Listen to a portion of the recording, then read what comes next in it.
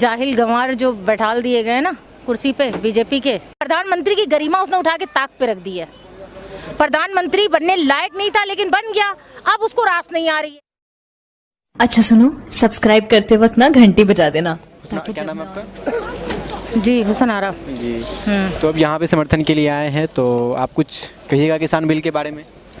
किसान बिल के बारे में क्या, वो ये जो जाहिल गंवार जो बैठाल दिए गए ना कुर्सी पे बीजेपी के, इनसे कहना चाहूँगी कि बस बहुत अब तुमने जनता को बहका लिया, और ये जो उल्टे सीधे कानून जो पास कर रहे हैं, इसको कानून को वापस ले लें, वरना इनकी कुर्सी अब चरमराने का वक्त आ गया है।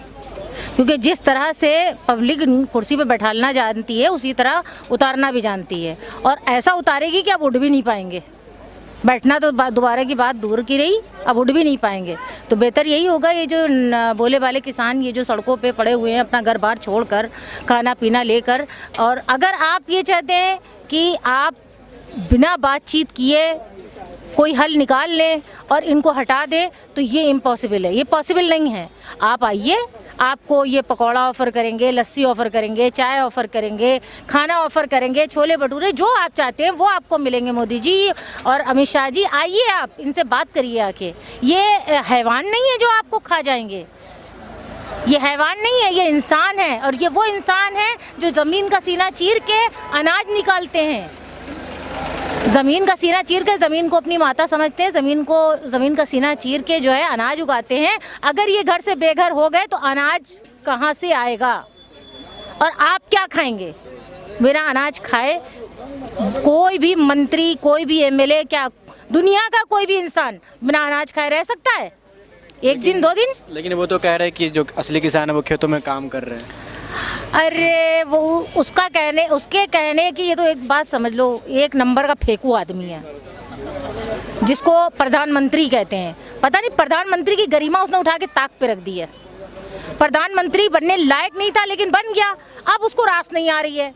उसको रास आ जाए, कम से कम प्रधानमंत्री की गरिमा को समझे कि प्रधानमंत्री की गरिमा क्या होती है, और झूठ इतना बोले कि हजम हो जाए, पब्लिक हजम कर ले। हैं? इतना झूठ नहीं बोलना चाहिए कि पब्लिक को हजम ना हो। आजकल बच्चा भी वो जो है, जब चैनल चेंज करता है ना, जैसी शक्ल आती है उसकी तो वो कहता फेंकू, समझ रहे ना, फेंकू। तो ये बेहतर यही होगा कि मन की बात खत्म करके जनता के दिल के मन की बात करें। अपने मन की बात करने से सरकार नहीं चलेगी, जनता के मन की जब बात करेंगे तब सरकार चलेगी। जो काले कानून ये लेके आए, इनको वापस लेना होगा कि कोई किसान भाई तन मन धन सब लेके यहाँ पर खड़ा है। किसान एकता जिंदाबाद, जिंदाबाद, जिंदाबाद। जो बोले सो निहाल। कार है, मुसलमान बोले तो पाकिस्तानी, सरदार बोले तो खालिस्तानी है, तो ये मक्कार है एकदम। मतलब ये मुद्दों में अपना काम करने के लिए पूरी, मतलब ये समझ लीजिए पूरी इंडिया को इसने प्राइवेट लिमिटेड बना दिया, ध्वस्त कर दिया, बिल्कुल बर्बाद कर डाला है। और इतना बर्बाद किया है, शायद ही 50 साल में भी ये इंडिया उस बर्बादी से उबर पाए। मतलब सबके दिल में दर्द और खौफ, और जिस तरह से इसने बेरहमी पैदा कर दी है, मैं तो कहती हूँ कि इसके ऊपर तो लानतें भी नहीं पड़ती हैं, कि लानतें किसी की बद्दुआएं लग जाएं। किसी की बद्दुआएं भी नहीं लग रही हैं ऐसे बगैरत इंसान को। वो कहते हैं ना फिरौन का दूसरा नाम है मोदी, फिरौन का दूसरा नाम है मोदी।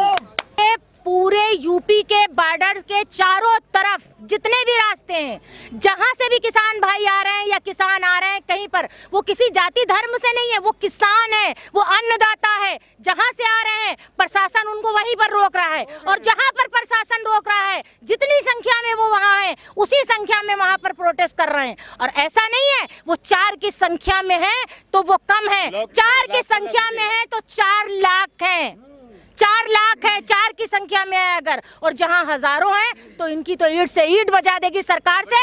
अब ना रहे ये समझ जाए कि जो है, अब कहते हैं मोदी जी को वो नारा समझ में नहीं आया अभी तक, क्यों पड़े हो चक्कर में, कोई नहीं है किसानों के टक्कर में, समझ गए।